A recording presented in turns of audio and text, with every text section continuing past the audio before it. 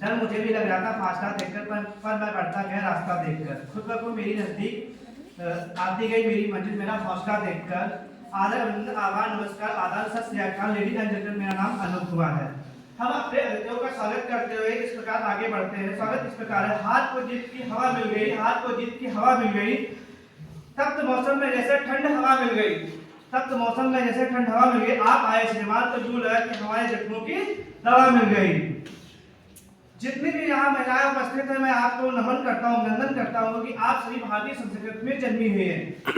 यहाँ आप सदा ही स्वतंत्र रहिए, शिक्षित रहिए, सम्मानित रहिए। आपने वेद मंत्रों की रचना की है तथा आपने स्वयं यमराज को चुनौती दी है अपने पद के प्राणों के लिए। ऐसी है हमारी भारतीय संस्कृति। द्रौपदी ने भीष्म पितामह को चुनौती दी है। जब दुशासन द्रौपदी के केस खींचकर सभा में लेके आ रहे थे, तब द्रौपदी ने सभा को परिभाषित करते हुए कहा कि सभा कैसी होनी चाहिए, जो आज भी हमारे संसद में लिखी हुई है, जो इस प्रकार है। वह सभा नहीं जहाँ वृद्ध नहीं, वह सभा नहीं जहाँ वृद्ध नहीं, वह वृद्ध नहीं जो धार्मिक नहीं, वह धर्म नहीं जिसमें सत्य नहीं, वह सत्य नहीं जिसमें निश्चल नहीं। हम आज के समय में कहते हैं कि लड़कियां बहुत ही क्रांतिकारी हो गई हैं।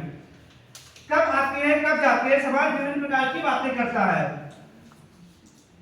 इस पर मैं कुछ स्लाइड प्रस्तुत करता हूं। गुड़िया जैसे शौक तुम्हारे, गुड़िया सी बन जाती हो, भी प्रसूता होकर भी पल पल क्यों नीर बहाती हो। अरे सत्य स्वरूपा हो तुम तो, जगदम्बा की अवतारी हो। क्या दुर्योधन क्या दुशासन, तुम स्वयं काल पर भारी हो। मत रोको तुम अपनी अभिलाषा को, श्रृंगारों पर रोक नहीं। तुम कलिका हो इस कौनकी सो, कोमलता पर टोक नहीं। मगर वर्जना क्यों करती हो ढालों के धारों से, तलवारों से। एक बार लगन लगा लो, मृत गाजती है धारों से। चूड़ा चोला चुन्नी बिन श्रृंगार पूर्ण नहीं होता। मगर बताओ तलवार बिना क्या रूप अपूर्ण नहीं होता। मगर बताओ तलवार बिना क्या रूप अपूर्ण नहीं होता। हर रक्त बीज को रणचंडी का रूप दिखाएंगे, हर रक्त बीज को रणचंडी का रूप दिखाएंगे। तुम खुद अपना चीर बचा लो, कब तक कृष्ण कहलाएंगे।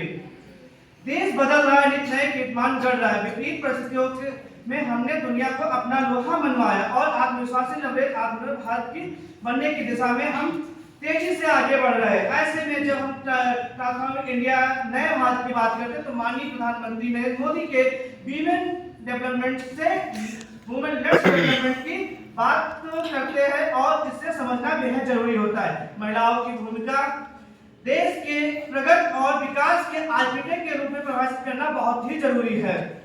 विश्वव्यापी हमारी कोविड-19 के कारण विश्व भर में स्वास्थ्य मानवीय अभूतपूर्व संकट पैदा हुआ, लेकिन इस चुनौती से महिला नेतृत्व शक्ति भी उभर कर सामने आई। चाहे खेल में हो, चाहे अंतरिक्ष में हो, हमारे देश की महिलाओं ने उपलब्धियां हासिल करके अपने देश को गौरवान्वित किया। दूर नहीं है हमारे